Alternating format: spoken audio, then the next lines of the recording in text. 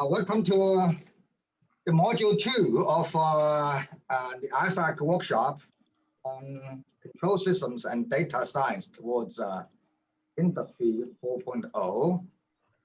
My name is Li Chu. I'm from Hong Kong University of Science and Technology. I'm the host today. I recognize that my face cannot be. My face is kind of dark, so you probably cannot see me clearly. But you don't have to see me. Today's main performers are the speakers, right? So first, as a participant, I would like to thank the organizers. Including the National Organization Committee Chair Zhou Qing, National Organization Committee Co-Chair Furong Gao, and the International Program Committee Chair Rolf Finlayson, and the technical team in City University of Hong Kong in putting this workshop together, so that we have the opportunity to exchange our ideas, our thoughts in a remote way, in Zoom, in this new fashion. Secondly, on behalf of organizers, I would like to thank the speakers for their hard effort to prepare the talks, and I want to thank the audience for their participation, and also thank IFAC for financial support. Today, we have 3 distinguished speakers talking. So Professor Richard Ross of MIT, Professor Furong Gao of Hong Kong University of Science and Technology, my colleague and friend, Professor Jay Lee of Korean Advanced Institute of Science and Technology. So they will tell us their thoughts and practice around the theme of the workshop.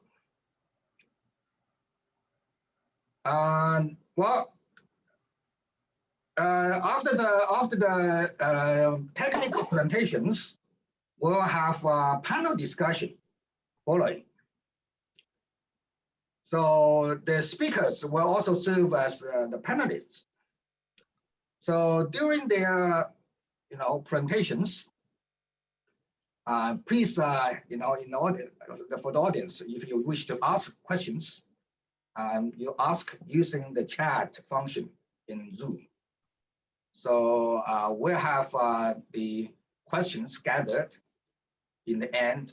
In the panel discussion, we'll try to address the questions, as many as possible and as much as possible. We're going to start the panel discussion. Yeah, sure. So I guess I was stating my opinions, but they were largely aligned with what Jay was saying. When you look at reinforcement learning and putting that during a real-time control, there's some concerns or some issues that was mentioned. So the application, we've been applying it to applications with Toyota, right? And these are all published, so we apply Bayesian optimization / reinforcement learning.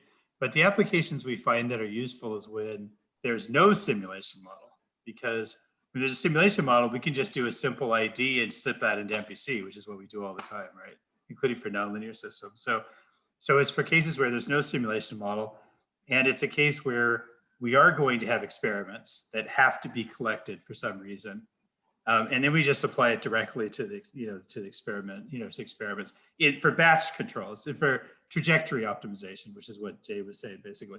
So you're doing like a trajectory optimization, you don't have to worry about closed loop stability, because you're just fitting a set point to a lower level regulatory loop that's provably stable already, right? So you get rid of the stability issue. It's always a trajectory that you don't have any other way of really computing except for some kind of optimization. you could take into account stochasticity if your experiment isn't exactly the same every time. And so those are the applications that we've been publishing on and the ones we found useful. So that was sort of some of the conversation. I'm trying to think if there's any other.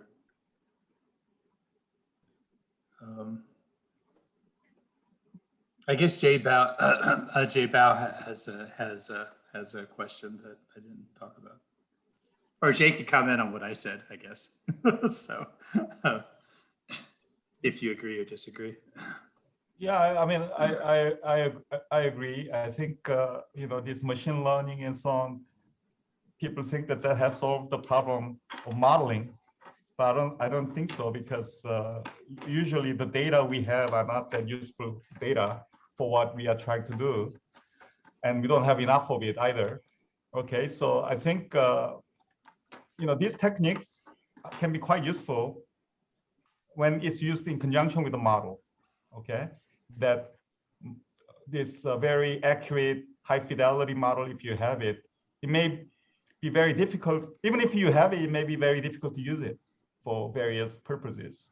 And if you have such a thing, and then you can use it with machine learning to produce lots of data, just as AlphaGo did. Okay, because it's simulation, that you can do. You can spend a lot of time generating lots of data and do a lot of learning and so on. And you can actually use this model in a very useful context for online applications and things like that.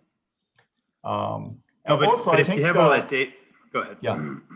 Also, I think where you really have huge space and you're trying to kind of economize the way of getting to the good optimum, I would say, such as material design, is where these things can be quite useful, because then you kind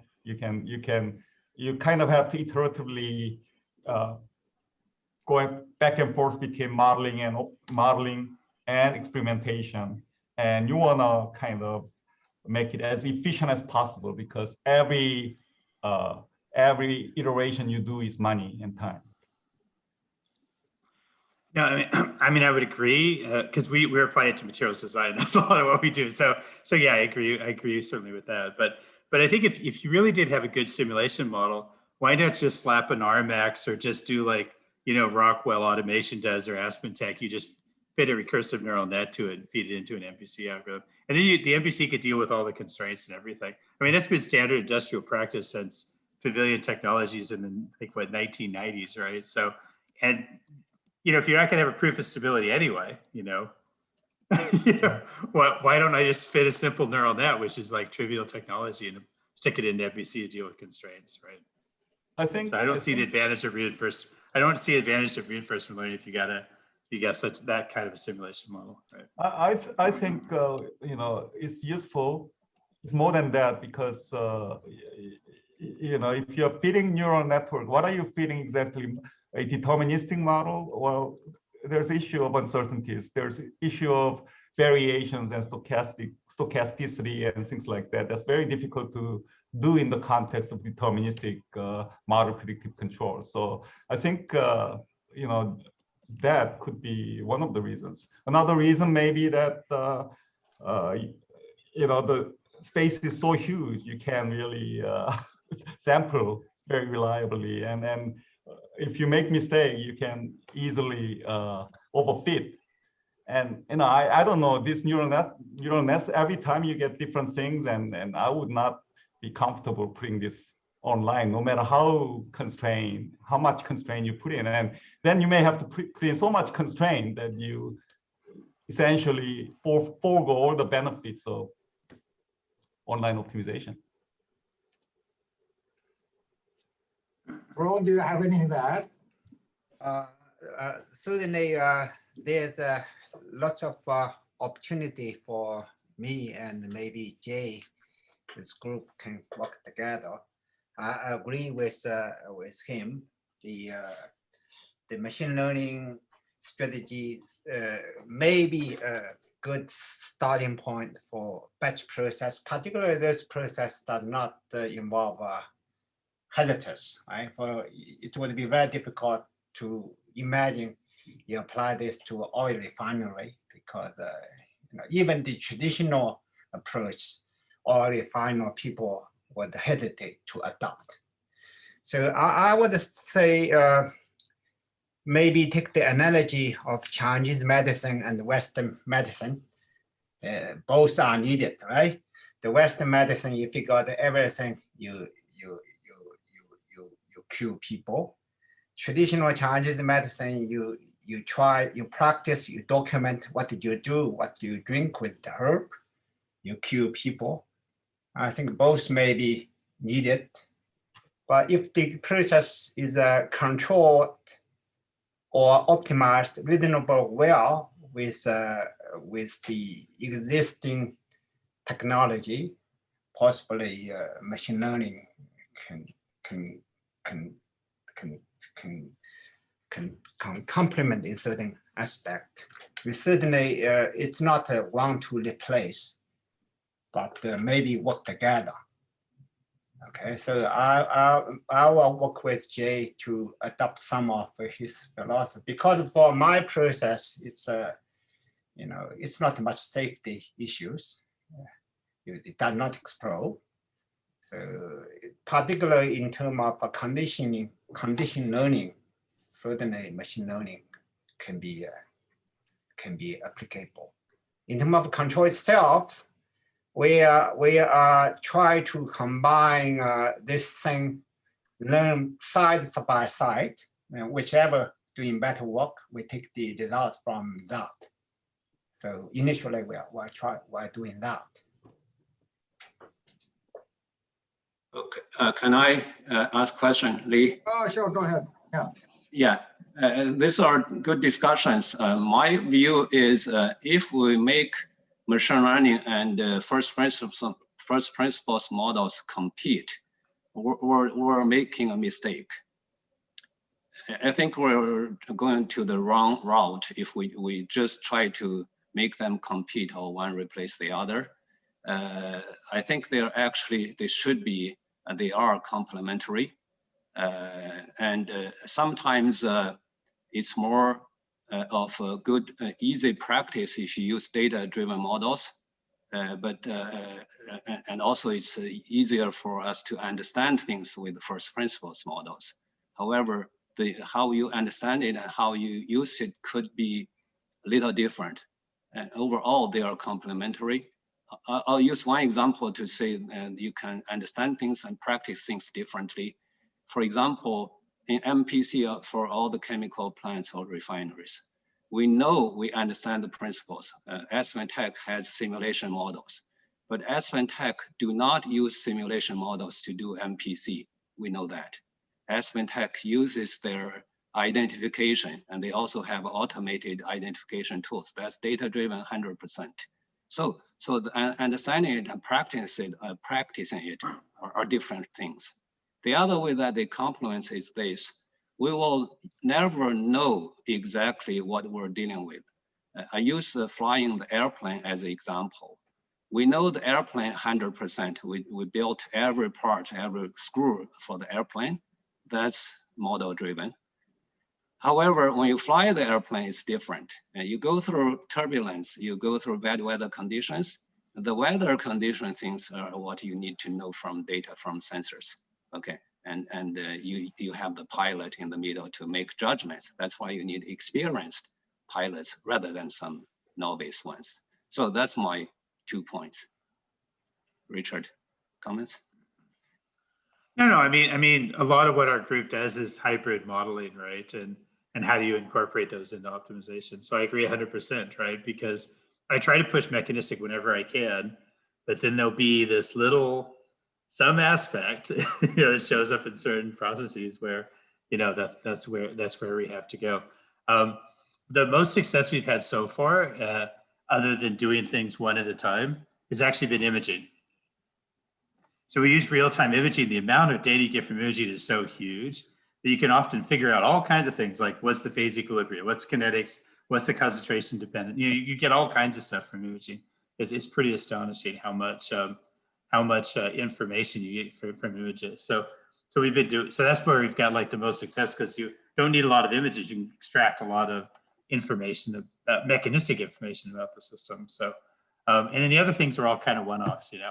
For this application, we do hybrid this way. For this application, you do it that way, right? And you know well, right? When you work if you work on a challenging advanced manufacturing problem, you want to do it efficiently, it's pretty much always a hybrid model anyway, right? In one form or another, right? If you're doing things reasonably efficiently. So. Okay, talking about the combination of learning, reinforcement learning or deep learning with MPC. Actually, we got like a technical question from the audience, a person in the audience. As he or she was asking, you know, how to form this transition probability in reinforcement learning when you try to combine learning and MPC. So this question was directed to Professor Lee, and well, this is I hope I conveyed the question accurately. Yeah, can you say something about it? So transition models, you don't have to necessarily specifically, explicitly identify it. Usually you have the value function, which is a function of both action and the value, what they call Q function, which means that the transition is kind of embedded in that. So it's all kind of, you don't really need explicit transition model. Now, in producing data, if you have a high fidelity model and something that provides the transition, and then if you add whatever stochastic uncertainties and so on, that will, you know, the transition will become indeed probabilistic, right? So the thing about it is you need to model, not only you need high fidelity model, you need to kind of also know where the uncertainties lie. You know, it may be external uncertainties, they may be internal uncertainties like parameters and so on, but you know, you need to understand the important ones and how they behave and so on. When you do that, I think the simulation can be a lot more powerful than using the model as is, because you know, even if you have beautiful deterministic model, the reality of situation may be that the parameters keep changing and in stochastic manner, and external disturbances come in and so on. How are you going to handle that in the context of MPC, for example? You know, feedback does provide some robustness, but I don't think it's the right way of handling. And I think there's a comment that I read, the contradiction is that if you really had an accurate simulation model, you wouldn't need to do much learning. And that's where I think I disagree, because even if you had an accurate model, that may not represent the real process, because real processes, things change, they are non-stationary, and there are disturbances and so on. And we wouldn't know how to, and the model itself may be very complex to embed directly into optimization online, okay? So I think that as we try to move MPC to more and more complex processes that have very large number of model equations and stochasticity and things like that, I think it's, you know, the reinforcement learning can really come in and help out.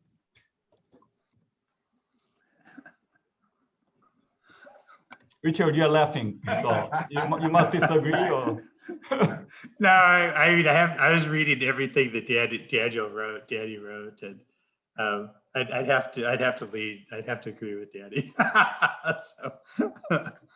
So I think when he said accurate, he meant accurate in the sense that the simulation model describes a real system. I think that's what he meant. Yeah, I mean, you know, if real system can be described like that, sure. Right. So if it needs to be retuned, then it's not a complete simulation model, right? You know, it's not. I'm kind of thinking, is this thing is, if it's really predictive of everything in your process, then you've got everything, right? But that's obviously impossible. And so there's always this trade-off, right, between, you know, how well you can simulate it and how well you can tune it. And so it is that it may be that it's a bootstrapping thing, that in fact, you can use the simulation model to isolate the parameters that need to be tuned, right? In that respect, I get it. But there does seem to be this contradiction. And as somebody who's like been trying to learn about, coming back into the adaptive and learning stuff after many years, there is this kind of this thing that, if you look at the machine learning stuff and the deep neural networks, there's like, let's say we take 1 million parameters, right, and tune forever, right? Ooh, maybe we can get something. And so there is this tendency, to observe that, and you go, okay, that's great, but that doesn't describe any system that I have access to, right? So yeah, I think there's this trade-off between how accurate is your simulation, and if it really did predict all the changes in your model, you wouldn't have to tune it, all the changes in the physical system. So that's what I was trying to say. But Richard kind of knows that I sometimes cut to the chase a little bit more than I should. I think the point's well taken, though. I mean, that if you had such a model that can predict what's coming, what changes are coming, and so on, why need? And I find selling this to control people especially difficult. I have no problem selling it to other community, but I think control people are very stuck on deterministic formulations. And somehow stochastic models and stochastic control has developed such bad reputation. Maybe it's because of LQG that they think that stochastic stuff is useless. But I tend to disagree. With a lot of things you can model pretty well using stochastic processes and so on. And I think, but there's really no technique that can handle complex model with stochastic processes in optimal control context. There really is no technique. Well, I mean, my experience analyzing lots of data is that because of building monitoring systems is that you'll have a stochasticity for a while and then it changes. And the problem is that it's not, you don't have enough data until you collect a lot, so you don't get much signal to see that change very well, right? So, so what you do is you run monitoring, you end up making bigger boundaries, basically thresholds, right? So the thing is that same thing's true, I think, for other things. If you've run a lot of DMC, I don't know how many people in the audience have run a lot of DMC. We've ran a lot, linear DMC and nonlinear DMC, and actually it's pretty amazingly robust. And it's amazingly non-conservative, because what it does is it just assumes that the disturbance is constant, as Jay knows very well. His thesis was about this. And it also includes the uncertainty bias too. So you get the uncertainty and the disturbance bias, and it's just assuming that things are slow. And for chemical processes, when you put a low pass filter on the sensors, that's totally true, right? And if you take a DMC and you run it head to head with a robust MPC, it actually will beat most robust MPC algorithms with all the fancy math and everything, because it's not looking for a whole set. It's not trying to build some stochastic model that's going to change anyway. It doesn't. It says, okay, just assume it's slow, and we'll just do a simple correction, move the output to where it needs to be. And boy, it's hard to beat. I mean, and that's the reason why DMC's been used since the 70s. It's still used, right? It's a day. It's so.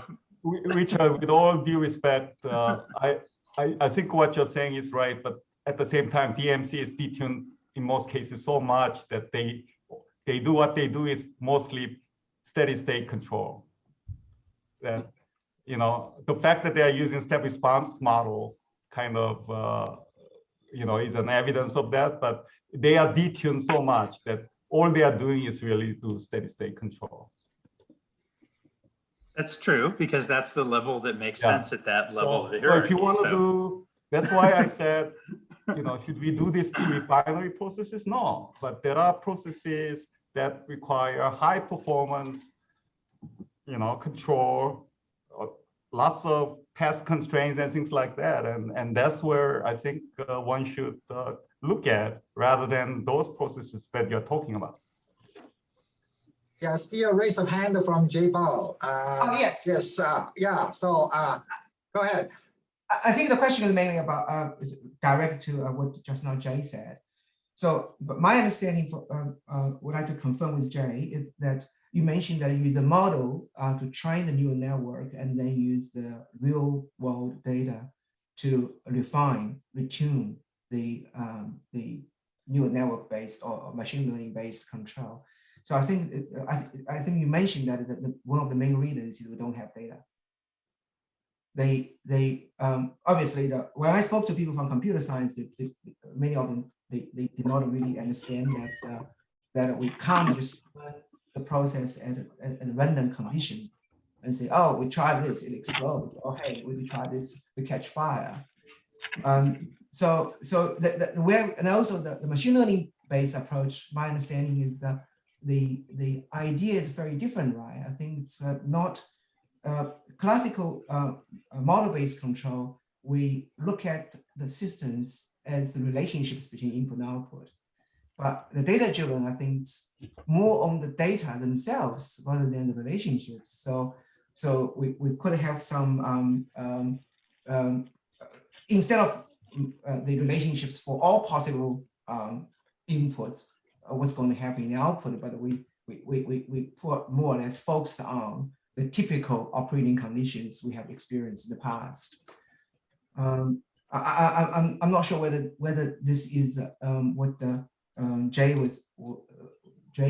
meant in why we need to have the to use the, even if you have a model, we still need the model to train the neural networks. I do think so. I want to point out, Richard knows this about me. I come from a world of high-speed mechatronics, right? So that's my background. So all this stuff like, you know, model predictive control is like, wow, you have that many computation cycles to work with. You know, I've never. I'm on the side where I've had to count computer cycles, you know, for an algorithm in FPGA, right? And so. And a lot of the times these things oscillate, right? And I remember talking with Richard, I said, yeah, and he goes, don't even try mentioning resonances to chemical process control people. They'll just look at you funny, right? And so the thing about those problems is when you miss, right? When your control algorithm misses, bad things happen in a hurry. Right? You know, this isn't a slow process. This is, you know, you were trying to notch out that resonance and you missed by 100, you know, hertz or something. And now the thing's unstable, right? And it's basically, and also you don't have the ability to capture all the data for time domain ID that you like. So one of the things that you end up looking at is what can you do? How does machine learning, deep neural networks, how would those apply to a problem like that? And so far I found that they really depend on the problems being slow and generally well behaved, right? And you know, like image data tends to be well behaved, right? And slow. It's not, you know, and those kinds of things. I haven't seen where you could apply those, you know, and again, I'm an outsider here. I'm coming into this process, but it does seem to be a breakpoint on how well things can be controlled, you know, how well behaved the system is to begin with, right? And whether you're optimizing a well-behaved system or whether you're trying to keep a system that may go unstable or that may have, you know, a lot of vibration modes from doing all those bad things. But anyway, that's a particular piece.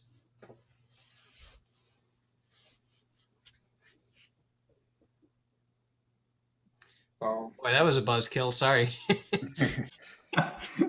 No, I mean, I know what FPGA is because we've used it for high-speed control, but I don't know how many other chemical engineers will know that. So just because we do mechanical systems sometimes, but.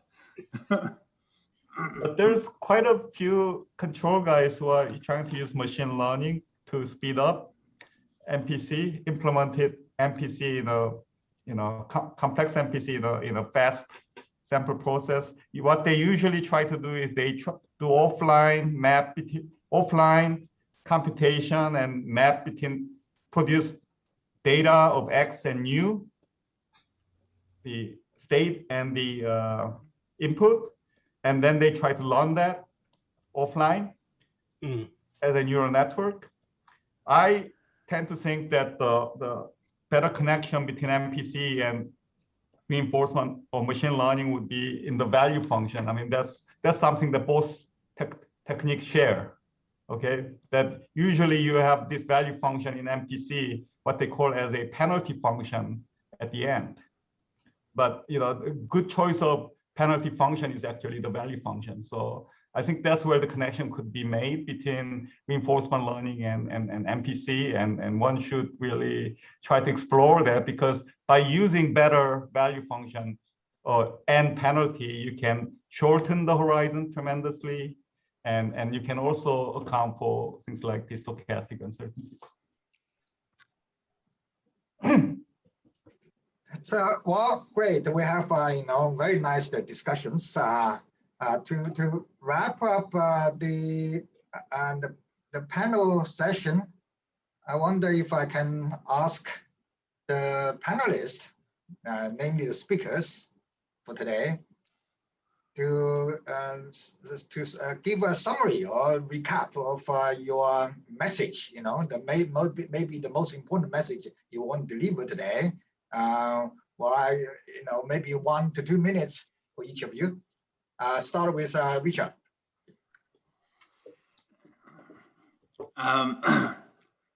I guess this is probably the most useful way, to use the time, is that there are many problems that are non-traditional control problems, and many about what we've talked about, including I think all the speakers, is really about addressing those problems. We don't need research to necessarily redo DMC. DMC seems to be doing fine on its own. Okay, so and so basically, I focused on classes of problems in which the control is not just the control, but it's the control and the data and design and the models. It's the whole system stuff, and that was really what I focused on. And I think that the number of opportunities is huge numbers of problems. There's not enough control people working on these problems, like really working on them and addressing the real problems. And I think that, I encourage people to do that, because, these are huge areas, and there's huge uncertainties and nonlinearities and all these things that Jay was talking about. So. Thank you. Furong? Yeah, for my view, we, at least for my type of industry, we divide the variable into 3 different levels.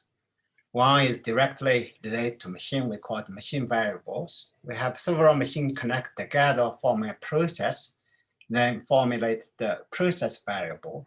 This process ultimately going to manufacture the product, and those product quality have to be within certain range. So that's quality variables.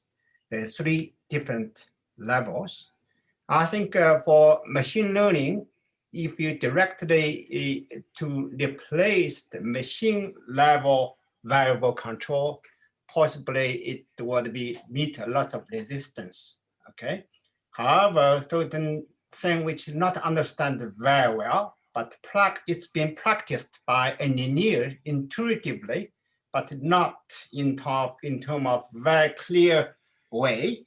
And machine learning certainly have a big play. For example, how do I improve the quality? How do I build the relationship between condition and the qualities? Machine learning certainly can play an important role. And also for product involve image or videos. How do you convert video images to quality and then to optimize the process? Basically, there's lots of work can be done by machine learning. Academically, certainly it would be interesting to look at how machine learning can supplement existing control. For industry, if the control is done by proven theory, possibly they have resistance. Okay, thank you, Lee. Thank you, Jay.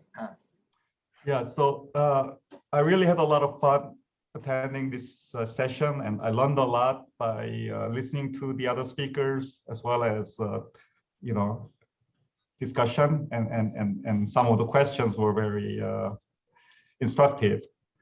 But you know, my message would be that reinforcement learning is a, you know, more or less, it's a very rich, comprehensive general learning framework that tries to emulate humans.